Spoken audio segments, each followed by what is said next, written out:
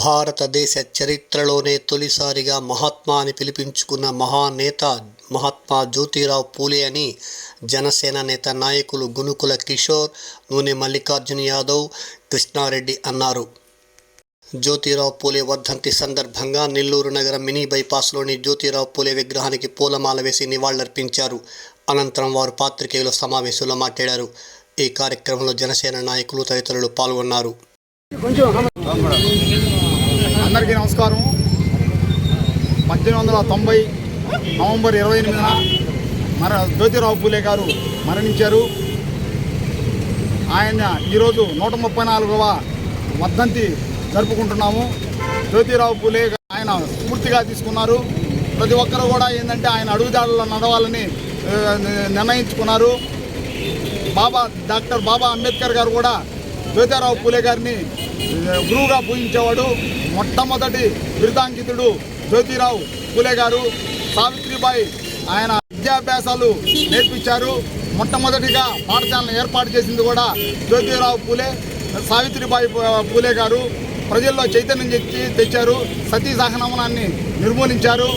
ప్రజలకు ఒక మంచి నడవడికలను నడిచేదానికి బీసీలు, ఎస్సీ, ఎస్టీ మైనార్టీల కోసం ఆయన అందరికీ చైతన్యం తెచ్చేదానికి కృషి చేశాడు.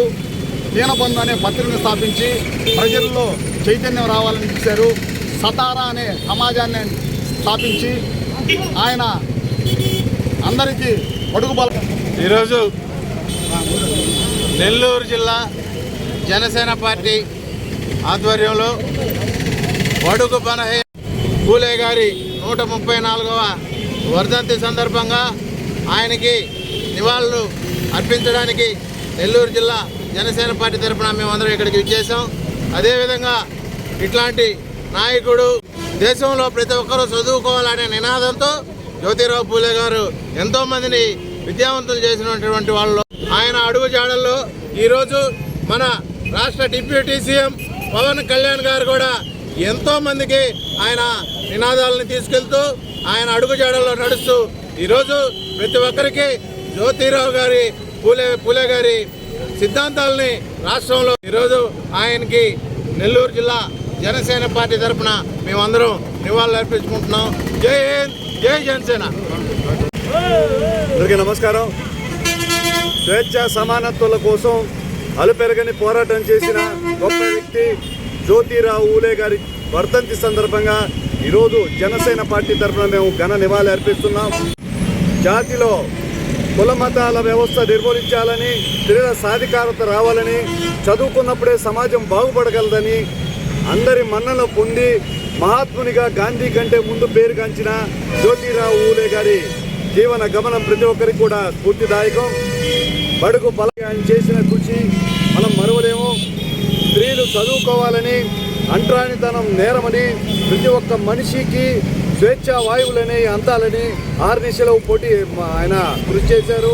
అధ్యక్షుడు పవన్ కళ్యాణ్ గారు ఇప్పటికీ స్వాతంత్రం లభించి 75 సంవత్సరాలు పైబడినప్పటికీ ఇప్పటికీ కొన్ని వర్గాల వారికి కనీస మౌలిక అవసరాలైన నీరు, ఆహారం, రేషన్ కార్డు ఇటువంటి అందుబాటులో లేని పరిస్థితిని గుర్తు చేసుకుంటూ వీటన్నిటినీ రూపుమాపి మనుషులంతా ఒకటే అనే విధంగా ప్రయాణిస్తున్న ఆశయ సాధన కృషి చేస్తామని తెలియజేసుకుంటూ చరిత్ర ముందుగా పేర్కొనబడిన అంటరానితనం నిర్మూలకైతే మహాత్మునిగా పేరుగాంచిన జ్యోతిరావు పూలే గారికి మరొకసారి వర్ధంతి సందర్భంగా నివాళులర్పిస్తున్నాను. జై జనసేన, జై హింద్.